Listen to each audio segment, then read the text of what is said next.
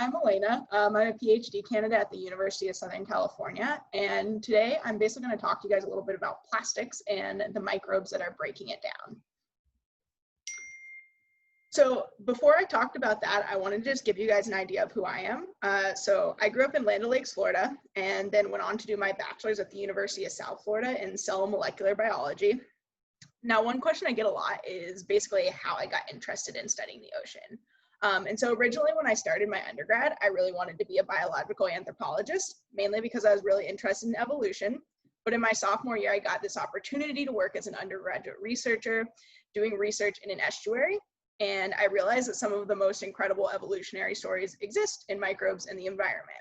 And also the field work was really fun, involved with marine research. I got to go out on boats and go wade around in estuaries, and that's honestly pretty fun. You can't really say no to that. So ultimately, that led me down the path to marine biology, and I ended up at USC in John Heidelberg's lab. So on this idea of doing cool field work, a couple years ago, I got this chance to be on a month-long cruise that basically went from Cape Verde, and basically we sailed all the way to Puerto Rico, crossing the Atlantic and stopping at every dot that's on this map and collecting samples.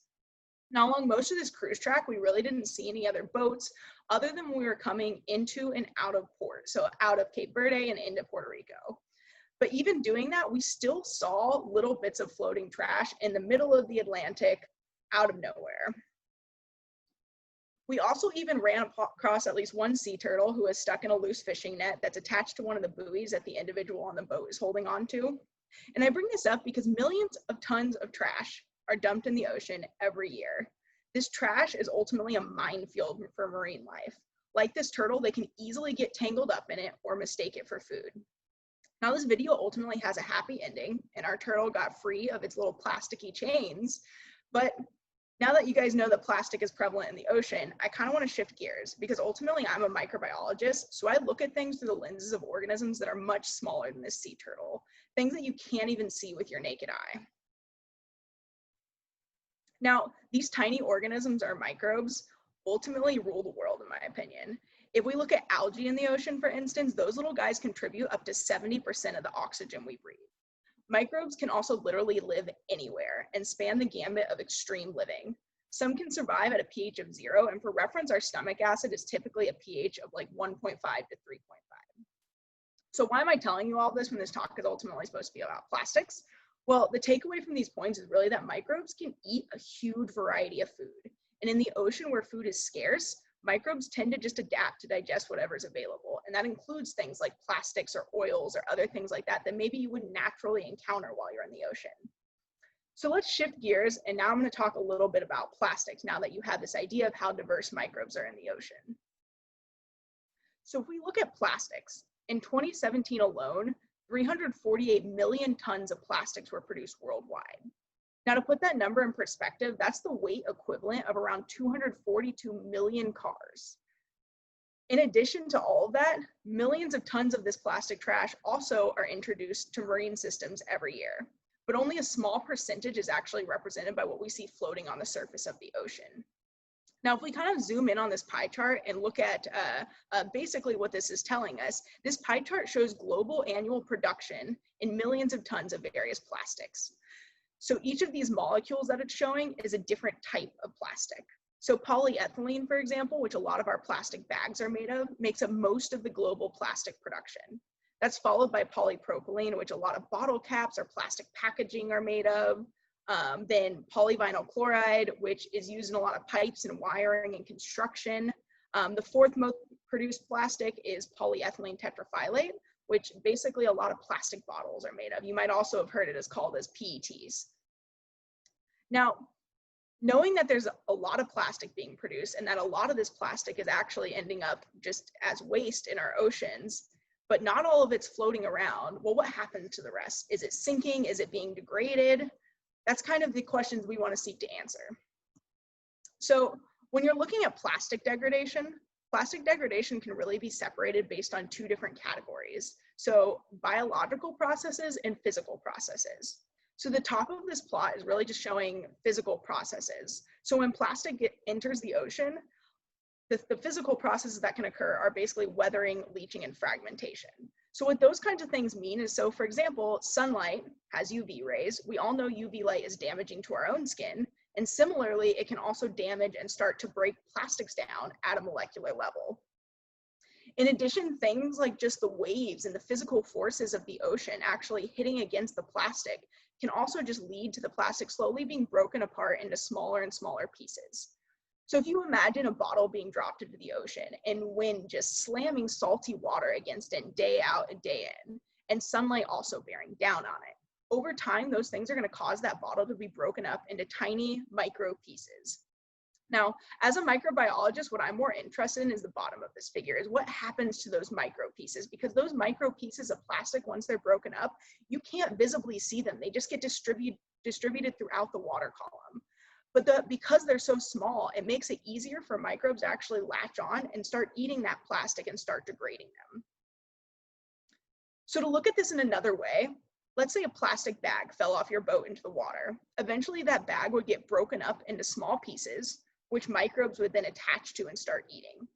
Now the goal for microbes is really to take that plastic and break it down into its parts. So carbon dioxide, water, and some sugars that the microbe can use to actually grow and multiply and make more of itself.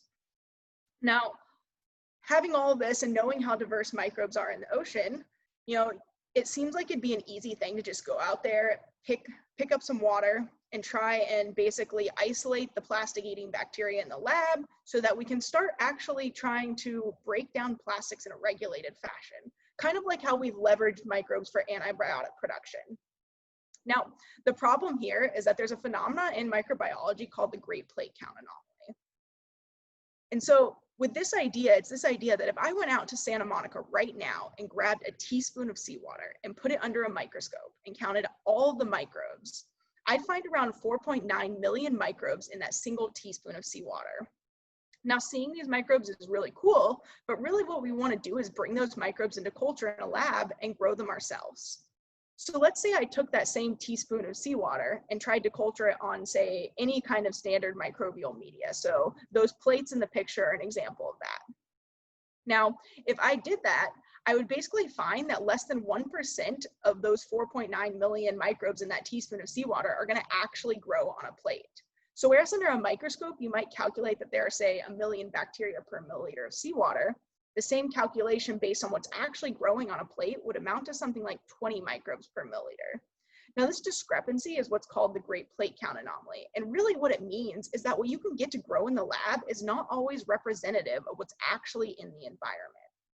So if the microbes we're most interested in, say plastic degraders, are having difficulty growing in the lab, or maybe we just don't know what they need yet, so we can't get them to grow physically in a lab, how do we study those organisms that might be responsible for plastic degradation? Well, one of the ways that we can do this is looking at an organism's genome. Now, this idea kind of goes back to the central dogma of biology, which is the idea that every living thing has a genome. So this bacteria here in the image has a cell membrane, and inside that cell is a DNA. DNA is made up of one of 4 bases: adenine, guanine, thymine, or cytosine. And these bases basically build a set of blueprints for an organism's survival. These blueprints contain instructions in the form of genes that actually store information on how to form what are called proteins, which are really just the essential workers in our cell. We need proteins to actually function, to do all of the small little things that our cells need to do to survive. So what you can actually do if you can't culture something is extract an organism's DNA, chop it up into short pieces, sequence those pieces, and then determine the order of its bases.